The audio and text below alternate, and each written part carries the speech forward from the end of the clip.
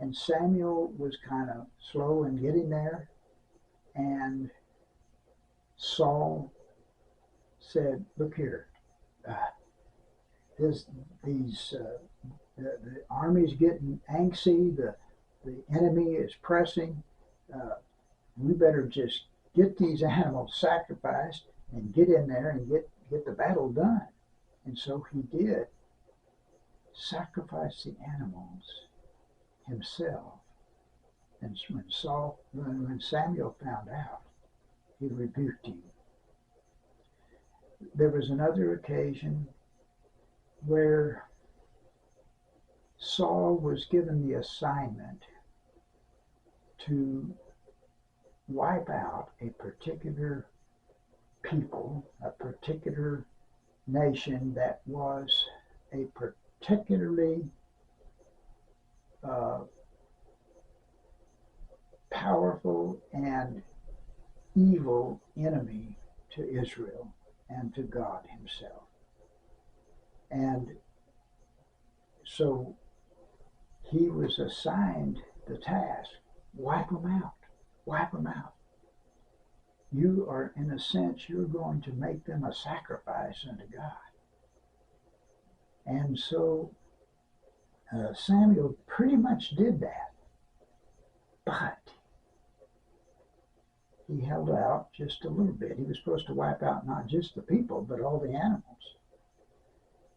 He kept the best sheep and goats and cattle. And also the king he did not kill. So Samuel arrives and looks over the situation, and he rebukes Saul again for disobedience, for not following God's orders to completion. And he is saying to Saul, says, you know, what you're doing, this disobedience in you is like witchcraft, which means basically you're not really following God, you're following false gods. You're following a tendency that is directly opposed to God, that's battling inside your heart. And Samuel said, because of this, God's going to take the kingdom away from you. So the Lord said to Samuel, I need another man. I need a man after my own heart. Now, that particular expression has always intrigued me, and I have noticed that people interpret that pretty much like this. Well, the man that God wanted would be a man after God's own heart, meaning he would be obedient, he would believe and trust in God. Now that sounds good, but it really doesn't correspond to that expression, a man after God's own heart. Now, it turns out, I'm kind of jumping ahead of the story, it turns out that the man that God had in mind was David. And so people have written whole books entitled A Man After God's Own Heart about David. And they tell about David's exploits. They tell about David's faith. They tell about how David loved the Lord. And all of those things are good, and they're certainly true of David. I still have this sense inside of me that it's not quite what that expression, a man after God's own heart, says And so I'm going to give my take on it.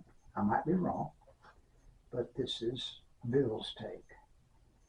That a man after God's own heart is one who has God's motivations and methodologies, has a heart like God. And here are a few examples. God seeks the welfare of people. God loves people.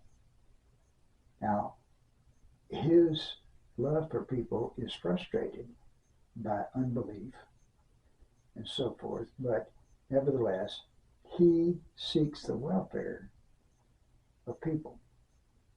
And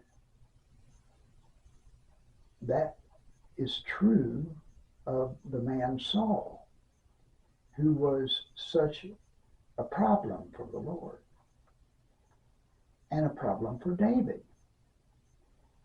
But David, we see in a couple of different examples, David sought Saul's welfare, even though Saul was rebellious. Saul was not necessarily a friend of David, nor was he a friend of the Lord. On one occasion, one of my favorite stories about David and Saul, and by the way, it's a story that sort of exemplifies, I believe, the truth of the Bible, because the Bible just tells it the way it is. So Saul, and I'm jumping way ahead of the story, but Saul is seeking David, and David's on the run. Saul has a group of men with him, and they're chasing after David, trying to hunt him down. And David is hiding in a cave. And it so happens that Saul is with his men, searching for David. He sees that cave and he says, guys, I need to go to the bathroom. So he goes into the cave to use the bathroom. I'm trying to use our niceties for that expression. And so David, and he has a few men with him, and they're way back in this cave, and they see Saul come into the cave, and they see Saul become indisposed, so to speak. And one of David's men says to him, this is your chance. This is your chance. You can kill him now. And David said, I'm not going to touch the Lord's anointed. Meaning that Saul was anointed by God as king, and he, David, would not touch that one who was anointed by God. But he slips up, takes a hold of Saul's robe, and cuts a little corner of it off. Saul finishes, goes back outside. David goes out. He's a little distance from Saul, so he's safe. And he says, hey, Saul. And Saul turns around, and David shows him that little corner of robe. And he says, you know what? I could have killed you. But I didn't. Because I don't want to. I don't hold that kind of a grudge toward you. And I just wanted you to know that I respect you, and I'm not seeking to harm you. You see, David was seeking the best for Saul, even when Saul was not seeking the best for him.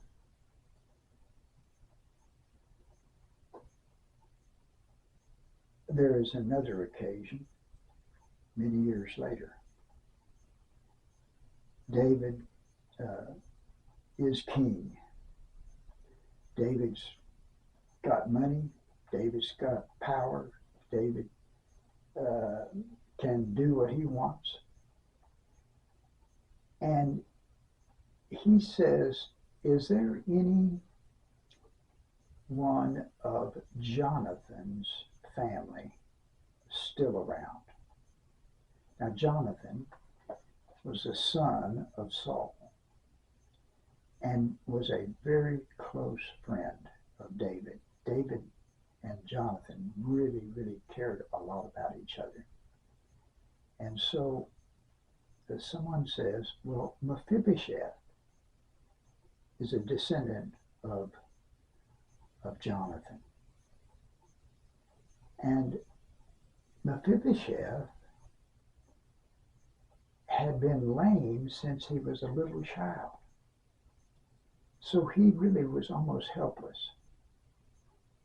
And so David began to sponsor Mephibosheth, so to speak.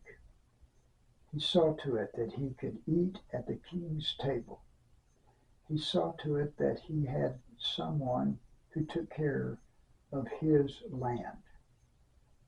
He made sure that he received an inheritance from Jonathan and that land would be taken care of for him. And so you see, here was a crippled person who was in need of care. And David made sure that he was taken care of. You see, that's the heart of God. That's the way God operates. And so we see a man after God's own heart. Another example, going back, and I'm just, we're not following a timeline here very well. So it's back to the time when David was on the run, and he and his men were desperate for some provisions, for food and other things that they needed. And there was a rich farmer in the area. And so David sent one of his men, or maybe a few of his men representing him, asking this man for some help. You know, not asking you to just go broke helping us, but you've got the means, you've got the wherewithal. Could you just give us some help? And this guy's name was Nabal. And Nabal was known to be a jerk. And Nabal just blew him off. He made no effort to help David and his men. And they reported back to David that Nabal refused to help. And it made David mad. And he took some men and he was going